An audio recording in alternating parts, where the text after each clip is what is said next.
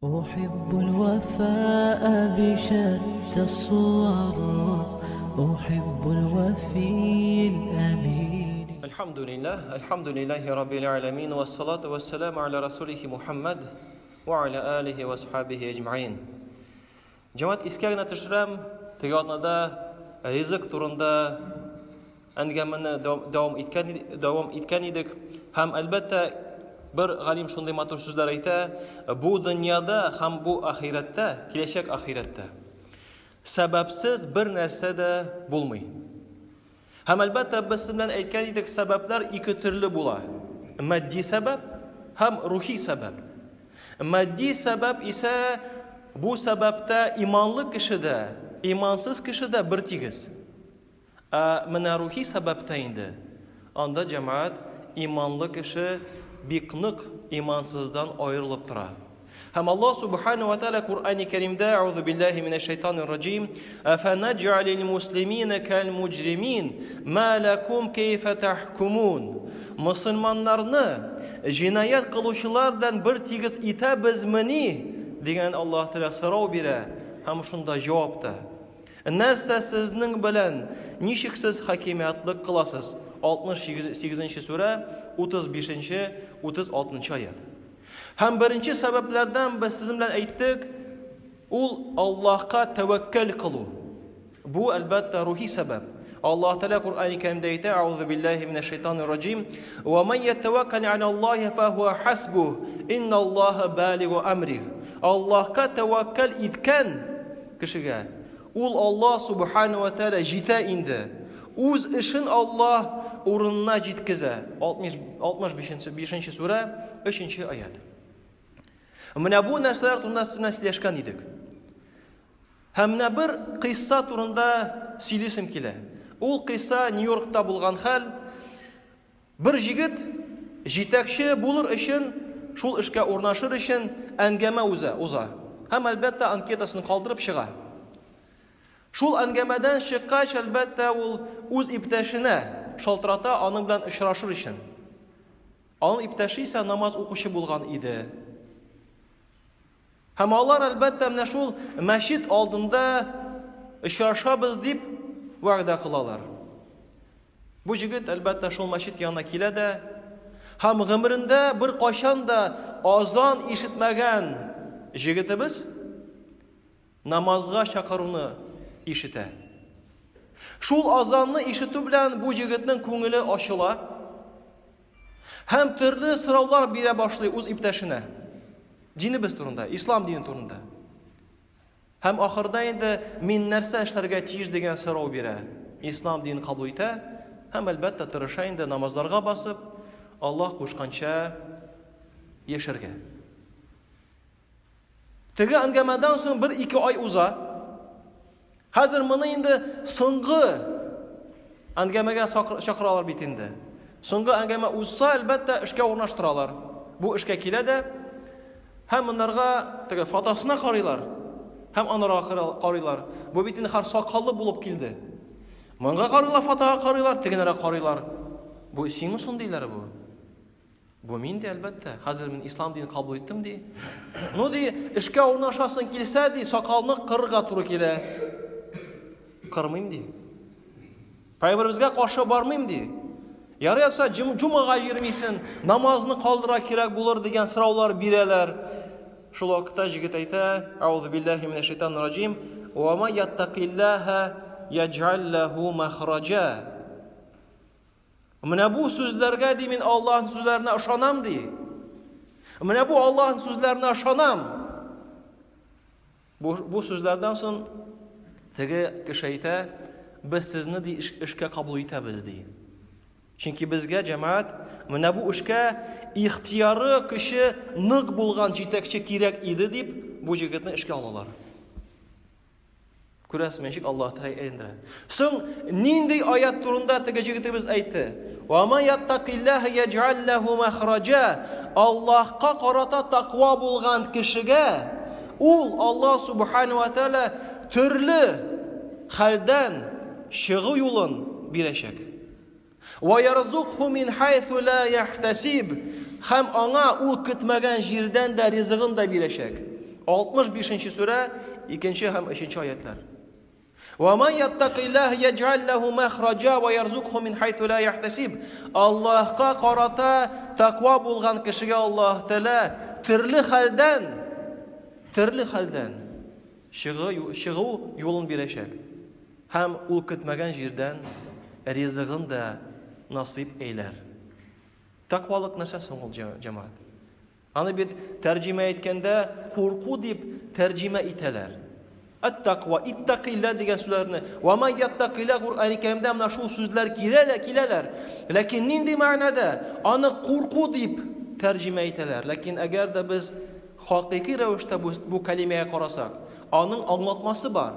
Тaqвалык нәрсә дигәндә ул, җәмәгать? Ул кеше үзен Аллаһының ачуыннан һәм газабыннан саклау сыйфаты. Тaqвалык ул кешенең үзен Аллаһның ачуыннан һәм аның газабыннан саклау сыйфаты. Менә аның аңлатмасы. Ничек, җәмәгать? Аллаһның әмерләрен үтәү белән һәм гынахлардан ерак булу белән. Бер вакытта Абу Хурайрага килеп сорау бирәләр. Нәрсә соң ул тaqвалык диләр? Абу Хурайра әйтә: "Синең тигәнәк яткан юлда барганың бармы?" Барганым бар ди. Нәрсә эшлидер иң анда барганда? Теге әйтә: "Каядыр туктап, каядыр атлап үтә идем." Абу Хурайра әйтә: "Менә шул ул тaqвалык ди." Менә бу ул тaqвалык, чөнки менә бу монда тигәнәк дигән сүз ул гынах. Тигәнәк ул, җәмәгать, ул без атлап узырга тигез булган гынах безнең гомеребездә. Менә ул, җәмәгать, тaqвалык. Ибн Муътаз менә шундый сүзләр әйтә: "Халли зунуба сагираха ва кабираха фахуа туqa." Кечкенә һәм зур булган гынахлардан саклан, ул тaqвалык булачак. Һәм дәвамда әйтә: "Ла тахқиранна сагирatan иннал җибала минал хаса." Кечкенә гынахларга карата игътибарсыз булма. Чөнки таулар кечкенә ташлардан торалар. Кечкенә гынахларга карата игътибарсызлык бирмә, игътибарсыз булма. Чөнки таулар, зур таулар кечкенә ташлардан торалар. Шуңа күрә, җәмәгать, әгәр дә без тaqwa булырга тырышсак, ризыгын да Аллаһ Тәала бирә. Иншаллах. Чөнки менә без бу дөньяда нәтиҗәгә ирешмәкче булабыз. Телибез ниндидер нәтиҗә, ләкин кирәкле матдәне әзерләмибез. Менә бу очракта нәтиҗә ул безнең ризыгыбыз, менә кирәкле матдә ул тaqвалык. Анарга зур игътибар бирмибез. Ва ма яттaqillah ядж'ал лаху махраҗа. Әгәр дә Аллаһка карата тaqва булган булсагыз, Аллаһ Тәала сезгә төрле хәлдән чыгу юлын бирәчәк. Ва ярзукху мин хайсу ла яхтасиб. Һәм аңа ул көтмәгән җирдән ризыгын бирәчәк. 65-нче сүрә, 2 һәм 3 аятлар. Бер вакытта бер галим янына килеп сорау бирәләр: "Син тaqвалыкны нәрсә белән үтисең? Ничек тормышка ашыктырасың?" Дигәч, теге әйтә: "Би арбаати ашья." 4 нәрсә белән. Беренчесе: "Алимту би анна ризқи ла яхузуху гайри фатаманна аль-qalbi." Минем ризыгымны бер кем дә ала алмый икәнлеген аңладым һәм күңелем тынычланды. "Ва алимту би анна амали ла йутқинуху гайри фаштагальту бих." Һәм минем гамәлемне, минем эшемне башка бер кем дә эшли алмый икәнлеген белдем һәм ныграк үз гамәлемне, үз эшемне эшли башладым ди. "Ва алимту би анна Аллаһа муттали'ун алейя фастахьяйту ан ярани ала маъсия." Аллаһ Тәала минем гамәлләремне белеп торучы икәнлеген аңладым, белдем. Һәм ул мине күрер дип гынах кылырга уялдым ди. "Ва алимту анна ал-маут янтазируни фa'tattu zada li liqa'illah." Һәм үлем мине көтеп тора икәнлеген белдем. Шуңа күрә әзерләнә башладым Аллаһ белән очрашуга. Аллаһ белән очрашуга әзерләнә башладым шуңа күрә ди. Шуннан бер кеше сорый ди, соң ди, "Фамин айна таъкулу я?" Син каян соң ризык аласың ди теге. Шунда караз ни ди нәрсә әйтә бу галим, матур сүзләр. "Валиллаһи хазаинус самавати вал ард, валакиннал мунафикуна ла яфкахун." Күк һәм җир хазинәләре Аллаһыныкы. Валакиннал мунафикуна ла яфкахун. Ләкин мунафиклар аны аңламыйлар ди. Бөтенесе бит Аллаһыныкы җәмәгать. Шуңа күрә, әгәр дә безнең кыйссага кире кайтсак, беренче кыйссага. Бит безнең тормышыбызда кайбер очакларда кеше эш дип җумга намазына йөрми. Эш дип намазын да калдыра. Кемгә зыян китерә? Үз-үзенә. Чөнки әгәр дә кеше файда тели икән, ул Аллаһка тәвәккәлләп, Аллаһ кушканча яшәргә тиеш. Чөнки Аллаһ субхана ва тааля ул намазга да, ул уразага да, ул гыйбадәтләргә дә мухтаҗ түгел, безнең итаатыбызга да мухтаҗ түгел ул. Илля мәгәр Аллаһка итаат итеп үзебезгә файда китерәбез. Антумул фуқара, Аллаһ тааля ди. Сез мухтаҗ. Без мухтаҗ җәмәгать. Без мухтаҗ ризыкка түгел, намазга да, уразага да, мал җитәрлек булса хаҗга да, әниятгә карата хөрмәткә дә без үзебез мухтаҗ. Безгә кирәк ул. Чөнки файдасын бу дөньяда да киләчәктә дә үзебез татырбыз иншааллаһ. Һәм бер вакытны бер мәзәк белән бетерәсем килә. Мәчеттә утыралар икән бер бай кеше, һәм бер факир кеше утыра икән. Бай кеше дуа кыла инде. "Я Раббым, миңа соңгы Rolls-Royce бир инде, бөтен Rolls-Royce'лар бар, хәзер соңгысын телим ди, бир инде миңа." Теге мискин факир әйтә: "Я Раббым, 500 сум бир инде миңа" ди.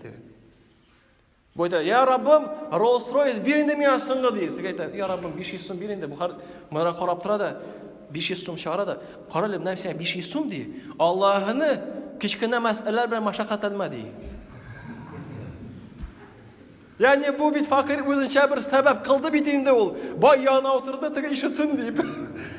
Шуңа җәмәгать безгә дә Аллаһ Тәала һәрбер безгә дә матди булсынмы, рухи булсынмы сәбәпләрен үтәргә насыйп әйләсә иде.